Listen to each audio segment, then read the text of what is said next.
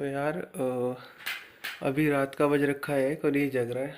हाँ तो वही हकीकत है बात। बात हकीकत है। ट्रेन मिल रही थी दहेज में।